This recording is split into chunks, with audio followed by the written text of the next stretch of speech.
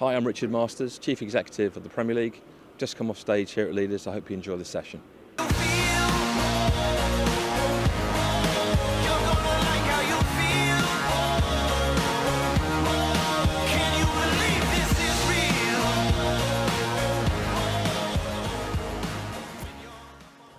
Hello, Richard. Thank you very much to Sarah for that introduction. As she mentioned, there is a Leaders app if you want to give us any questions. A lot of people have spoken to me this week to say what they think I should be asking up here to Richard, so feel free to add questions there. I have the screen in front of me, and we'll dip in and out. I'll probably sprinkle those around over the next 30 minutes or so. If you go to the app, there should be a question area. Okay, sorry. If there's somebody from Leaders that could come to the front row. Yeah, you're close enough probably to just ask your question. If there's somebody from Leaders that could help on the front row with how to actually ask that question, thank you very much. But hopefully it will pop up here in a moment. I will start whilst hopefully somebody helps with that. We are still very near the season, the start of the season. What is it that you judge, both on and off the pitch at the moment, just in these early stages of the health of the Premier League, Richard? Well, I think, first of all, thank you for having me. I think at this stage of the season, you're sort of looking at the basics. Are our stadiums full? Has the Premier League viewing public turned up in numbers again? I think it's a sort of tick against those things. We've obviously got something new happening domestically. We've got multi-view on Sky Sports Sunday 2 p.m. People can see different matches in the same time slot the first time. How is that performing? So far, so good. And look, obviously the season settles down when the transfer window ends. And obviously you've seen our clubs yet again investing in the market, bringing new faces to the Premier League, a bigger share of the world's top players. That is all good. And then you look at the table and you say, well, what story is it telling you? And after 6 match rounds, it's telling you it's competitive. Everyone's lost a game apart from Palace. I think probably the standout performance is really Sunderland, who are a promoted club who've won 3 games, drawn 2, and just lost one of their first 6 games. They were the first to tell you that there's 32 matches to go. But I think so far, so good. It looks really good and competitive. Yeah, there are lots of points in there that we can go through over the next 30 minutes, including the new broadcast cycle, which is a record. What certainties financially does that give to clubs, and also to the lower league clubs, not just the Premier League clubs? Well, we're, as you say, at the start of a new commercial cycle. So domestically, we were out for 4 years. The first time we've done that, obviously a regulated process. We have new agreements with Sky, TNT, and the BBC. Internationally, we've seen a lot of growth, up 27%, term on term, and that's fantastic news. That breathes new revenue into the system, allows clubs to plan. And obviously, we've also grown our market share. So the Premier League, when you look at our competitive set, which is the other 4 big European leagues, we're now 50% of the media market, just about, which I think is a fantastic result and performance, and allows our clubs to plan with certainty. And as you said, it also allows us to also help the rest of the game. We are big funders of the grassroots and community football. We'll maybe talk a bit more about that during the chat, and also the EFL as well, who benefit from solidarity payments from the Premier League.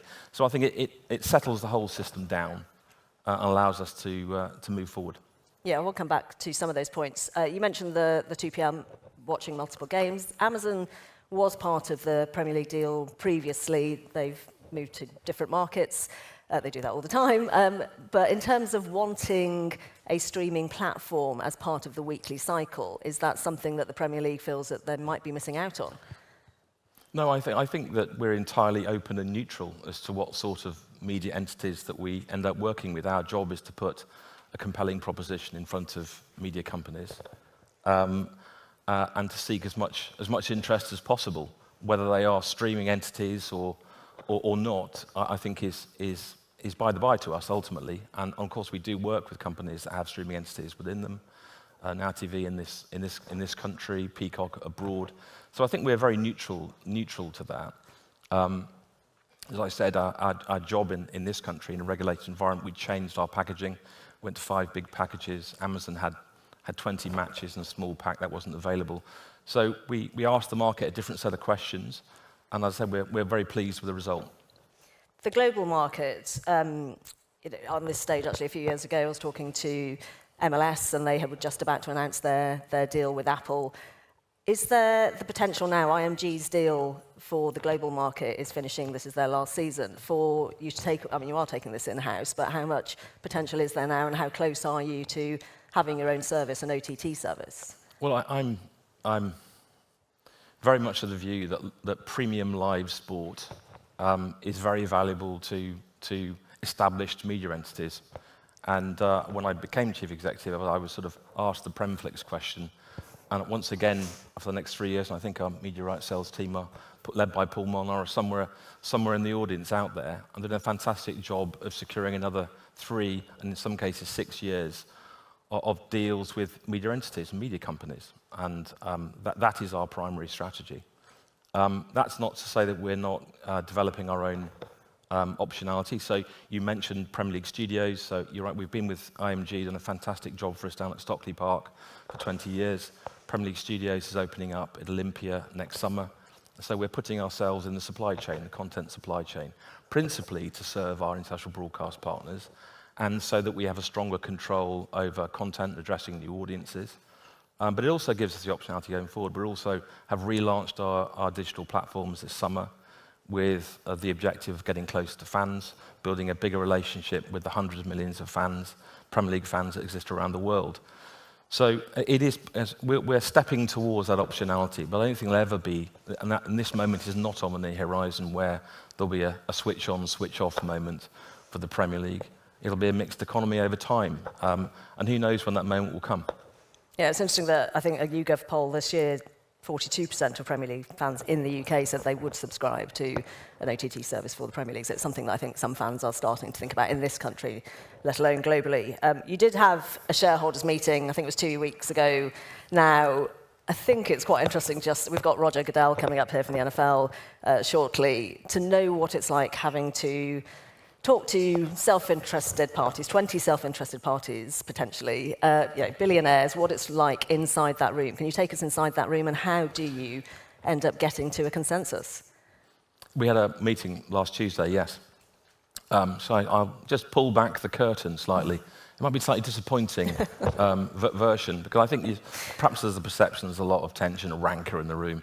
It isn't like that at all, really. I mean, we do have our moments, but by and large, it's very well-intentioned, professional, high-quality debates about key issues. And obviously, we need to align the clubs on a common strategy. That much is clear.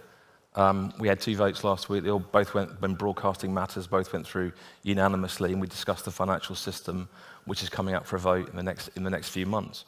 But back to the self-interest point. I mean, the Premier League is set up to be competitive, highly competitive. That's what I think its unique selling point is. And so the byproduct of competitiveness is self-interest. Don't be surprised if people are thinking about the 1 or 2% difference that a certain decision will make on their chances of competing in the Premier League, whatever their objectives within the Premier League are. So you don't rail against it, you just work with it. And I think one of the strengths of the Premier League, by comparison with our European competitors, has our ability to remain a collective, even under pressure, and to agree a sort of unified way forward. We've always been able to do that in the end.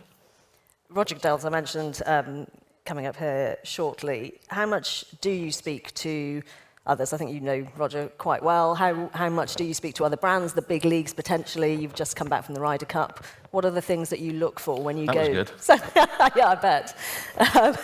What are the things that you're looking for at those kinds of events that you might want to bring to the Premier League? Well, I think it's incumbent on anyone who's involved in international sport to remain connected to other sports and not to get too myopic and think that you've got it taped. We certainly don't think that at the Premier League. I mean, naturally, we have a lot of interaction with other big European leagues in our sport. We see them as fellow travellers. We're naturally connected to American sports through our ownership as well. So you're right, we do have, I wouldn't call them regular, but last year and the year before, we had sit-downs with Roger and his executive team where we're swapping notes, I think is the best way of putting it. And then the sports that are big in this country as well, rugby, cricket, golf, you have to keep an eye on what's going on. I think the cricket's done probably the best job of all sports of integrating technology into officiating. And I think football's some way behind. I know they're different sports and they run at different rhythms, But there's always something to be learned from observing global trends, what's going on. There's a lot of disruption in sport. Football's no different. So you've got to keep an eye on things and remain open. And there is a lot happening on the global market in terms of sort of trying to stay open. The international calendar is expanding. We know what's happening with the World Cup next year, the Euros already. The Club World Cup that we've just seen, I think you had to say no, you declined Manchester City and Chelsea, who wanted to start their season a little later. There's got to be an official break for players. How challenging is it at the moment for you to work out where the fixture list is going to go? Well, yeah, the sort of general picture, if you sort of wind back 10 years, obviously the Premier League, the domestic football calendar has remained completely flat. We've been 380 games between August and May since 1994, when we came down from 22 to 20. Around us, there's been a huge amount of expansion. So the Euros has grown. The Club World Cup is obviously 48 teams from next season. The new Club World Cup concept arriving in the calendar last summer. And then you've got the UCC reforms as well, the UEFA reforms starting last season. We're now in the second season of that. There is no more space in the calendar. And obviously, there's a sort of player welfare issue amongst that, but it's essentially a struggle for the raw materials of football, which are the players and the calendar space. And our job at the Premier League is to protect domestic football, protect the Premier League space. It's primarily a weekend competition. And we want all of our owners and managers to wake up in the morning with one priority, which is to win the Premier League or to be successful in the Premier League, and not to think, well, actually, I've got too many conflicting priorities now. I'm going to rest somebody at the weekend. That hasn't happened. I do believe that priority is still there, and I want that to continue. So I have another role, which I chair of the World Leagues Association. Obviously, we have our differences with FIFA, the lack of consultation there is with domestic football generally. We think that needs to change. We think that leagues, domestic football needs a seat at the table as these changes are made. And domestic football has had to adjust itself at the altar of these changes. So we now start a week later than we historically did. We've lost a weekend. The FA Cup has had to remove replays in order to rebalance that. The mid-season player break has gone. And it's not through choice. That's the butterfly impact of other people in different rooms making decisions about the future of football and locking out people like locking out leagues from that conversation. And that's not UEFA, by the way. So UEFA do consult through the European leagues and directly with the Premier League. And you can feel the impact of our voice on the final outcomes of that. We may not agree with all of it, but at least you can see that. And that doesn't happen with FIFA at all. You mentioned protecting various entities there, but not players. I think player welfare must be of concern given all of the background of what we've just spoken about. Yes, I think if you run the numbers through 10 years ago to today, if you were to reach the final of every single competition that you're in, because a lot of our players are playing in their national teams. The majority of the players play for their national teams. There are many more games to play now, and the intensity of the game has gone up as well. So we have to protect the players. We have to do a better job of balancing the calendar, and it shouldn't be at the expense of domestic football. The first question that's come in from the audience, which I'm guessing, given what you've just said, I might know the answer to, but is there any consideration to the Premier League expanding back to 22 clubs or more? No. Okay. There is an independent regulator in football now. How much interaction, or I suppose where are we with that at the moment, if you can explain a little bit of that to the audience, and how much interaction are you having with something that I know initially you were not too happy with? Yeah, so the football governance bill is now in law. The shadow regulatory team are in operation.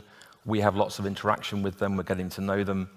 Some consultations are out on the regulator's ownership test and other areas, and so we're interacting with that, as are the EFL and the National League.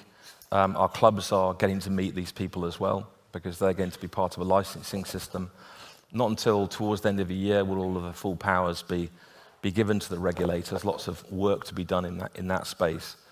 So, our principal concern has always been that external regulation might stifle inward investment into English football generally, not just the Premier League. And the rules and regulations that come forward don't chime with even the government's sort of position on regulation, which has been unnecessary regulation or overbearing regulation can stifle growth. So in a couple of years' time, I suspect somebody will be saying, well, I told you so. And I hope it's not me, because the government has promised, really, that they don't want to impact on the growth of English football, particularly the Premier League. And let's hope we can make the regulatory regime that's coming forward effective in that regard.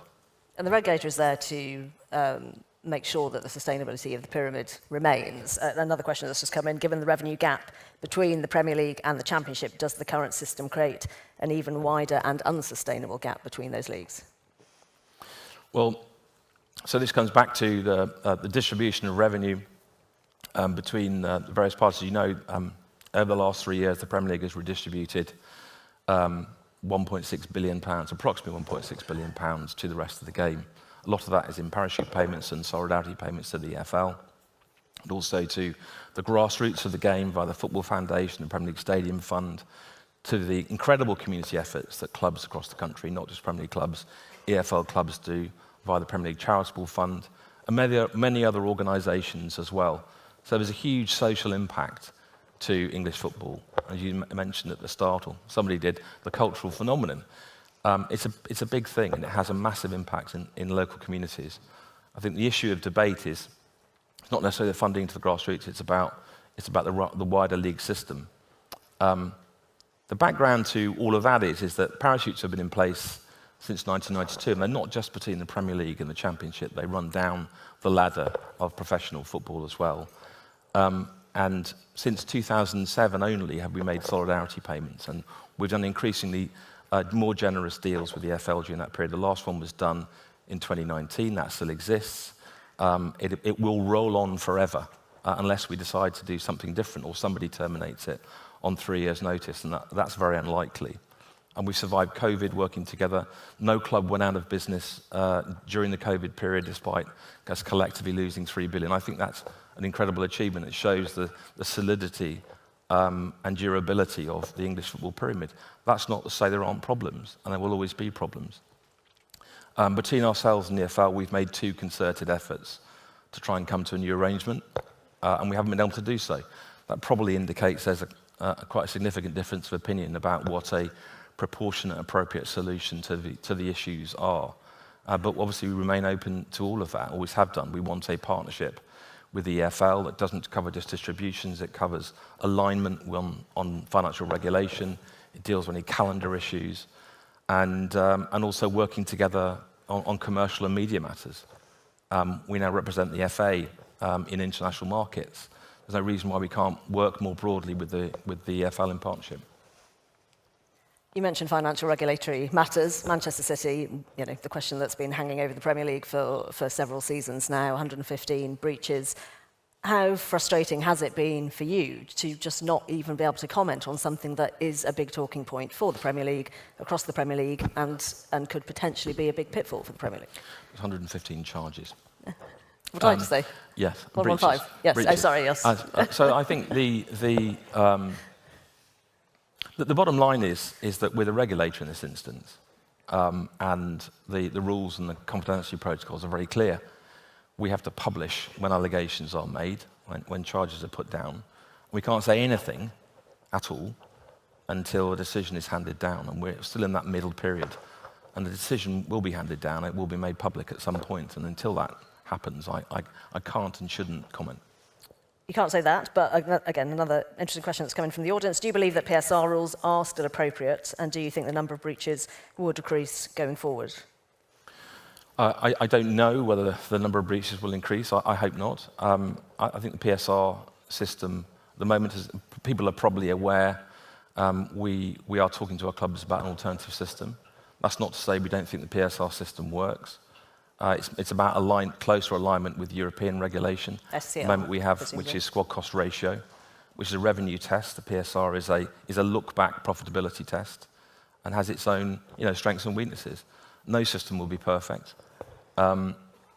So we're currently talking about that, about whether we want to change financial system, align more with Europe, because we now have 9 clubs participating in European competitions, 6 in the Champions League. I think if you probably said that 10 years ago, no one would have believed you that was possible, but it is. So we have to keep these things balanced and continue the conversation with our clubs And that's an important decision, so we should take the time to get it right, but that decision is coming up. Those SCR rules, I think, are more strict, aren't they? They're 70%. Are you looking at potentially going closer to that? Ours, so in UEFA it's 70%, and that's come down over a period of years. Yeah, the UEFA SCR, yeah. It's now set at 70%. Our system will be at 85%, because we always want our clubs to have the ability to invest. So when you compare the Premier League system at 85%, if it happens, and you look at the other big European leagues, we have a more permissive system. Too permissive, some might say. And it's all a matter of choice. The Premier League, I think, has been built on the back of investment, inward investment, international capital flows coming in, and we don't want that to be stymied off. We do need to work within parameters that everyone is behind and that protect the game. And financial power of the Premier League, we have just seen with the transfer window, 3 billion, the gross amount for players, which is more than, I think, Italy, Spain, France, Germany put together. There are concerns from elsewhere about competitive balance and just making sure that the Premier League is in line with others. How concerned are you that there's a bit of a suffocating of the market from this side? I wouldn't say it suffocating it, the opposite, in fact. I mean, the real number, I suppose, to concentrate on is the net number, which is 1.2 billion. Which is still a record, isn't it? It is a record, and I think at the beginning of every commercial term, when new growth comes in, you quite often see a sort of burst of activity. 7 of our clubs were net recipients. There's been lots of inter-Premier League transfers, but a lot of that money does percolate out to the big European leagues, a substantial proportion of that, and breathes life into their own transfer markets. So I don't see how it's suffocating. I think there is a clear juxtaposition between the amounts of money being spent by the Premier League and the other leagues, but I think that's a good thing. Provided it's within the rules, it's a good thing. And it shapes our competition. And it's an indication that our clubs want to aspire and get better. And it's an indication that our league is going to be very competitive. And that's what, when you're looking at the virtuous circle, that drives interest. And it's the interest and audience which drives our media values. And so there is always, in the middle of all this, a careful balance to be struck. And we think we've generally got it right over this period of time. And as we make decisions in the future, we'll be mindful of all of that. The 6 most expensive squads, I think, in the world are all Premier League, so that's a case in point. Another question from the audience. The league has expanded its sponsorship portfolio across the summer with new brands from tech and consumer industries. Are there any industries or markets that the Premier League would not touch? Well, I think we do talk a lot about our media revenues, and we've had a lot of commercial success. We have a curated commercial program. Agree with the clubs when we moved away from title sponsorship to have 7 partners and a few licenses, and we've largely stuck to that model. And you said we have new deals with Microsoft and Adobe. They're actually technology partnerships, have helped us relaunch our digital products, and are working really well. I think there are probably some categories. Haven't really given it much thought recently of late, but betting and gaming is something where we haven't strayed into that. We're the competition organizer. And I think if there were to be an integrity issue within the Premier League, it's much better us to be one step removed from that particular sector. And so we've always taken the decision that wouldn't be appropriate at this moment in time. But that's not permanent. That's just where we are today. We're coming towards the end of the session, so if you have any more questions, then do let me know. The summer series has been something that 10 clubs from the Premier League have now experienced. What is it about that you've experienced that you enjoy, and why is it such a big part of what you're doing at the moment? So we are, we've been touring since 2003, principally in Asia, in Thailand, Malaysia, Hong Kong, China, Singapore. In 23, we did our first summer series in the US. The US is our biggest international media market. We have a fantastic relationship with NBC. We've done a brilliant job of growing the Premier League from, I think, sort of a niche interest into something that feels more mainstream now. And Saturday mornings in America and Sunday mornings in America on NBC are fantastic. So it's always reaffirming. It's one of the most enjoyable things. I've been doing the tour since 2007. I've been on every single one. And when you go out there, you get a sense of the scale of interest there is in engagement in the Premier League and with the clubs. And it's fantastic. And so we've taken 10 clubs to 5 different cities over 2 summers, and it's been incredibly rewarding. And I think everybody, whether you're a commercial partner, whether NBC, an international broadcaster, or a club, will have enjoyed and benefited from that experience. So we're going to continue to do that, and we're going to continue to take the Premier League on tour. Clubs obviously have a lot of their own plans in this regard, but I think it's an important part of our marketing mix, if you like, that we are continuing to do this. Having worked and lived abroad, I think watching those matches in the afternoon is something that you enjoy around the rest of the world. Again, I'm guessing I know the answer to this, but is the 3 p.m. blackout nearing its end, has been asked by somebody in the audience. Well, our current domestic broadcast arrangements means that we have now, essentially licensed to the outer limit. There are no more games outside of 3 p.m. that aren't being broadcast. But we're committed to it, certainly for the foreseeable future. It's not just a decision that we make. It's done in conjunction with other football bodies, the EFL and the FA, and we're committed to it for the foreseeable future. I think most people would be quite happy about that. Just finally, the global markets that we've touched on, you have offices now, I think, in Singapore and New York. What are the reasons behind that, and where's the plan to go next? We actually have four offices, and next week we're sort of cutting the ribbon in Mumbai. So the Singapore office is principally, but not exclusively, about piracy. So we have a team of anti-piracy team out there. So Premier League has a substantial commitment to our international broadcasters that we will protect your rights, the rights that you have purchased, so you can get the best possible return on your investment. So there's a big group of people fighting piracy across the region. New York, I think Akash Jain, our US MD, is out there somewhere. His is more of a promotional role. So his job is to work with our partners and to create more interest in the Premier League in the US and to find different ways of doing that. That's the same in India and China, where we've very recently opened offices. And those three markets all have something in common, which they're huge economies where football isn't number one. So you're really trying to grow the sport as much as the Premier League's part of it. And they're long-term investments. So we will see. I think we're now stopping and looking and see how those international investments work. And we'll think about what else we might do in the future. Okay, thank you. I think we're already over time. I have plenty more that I would like to ask you about.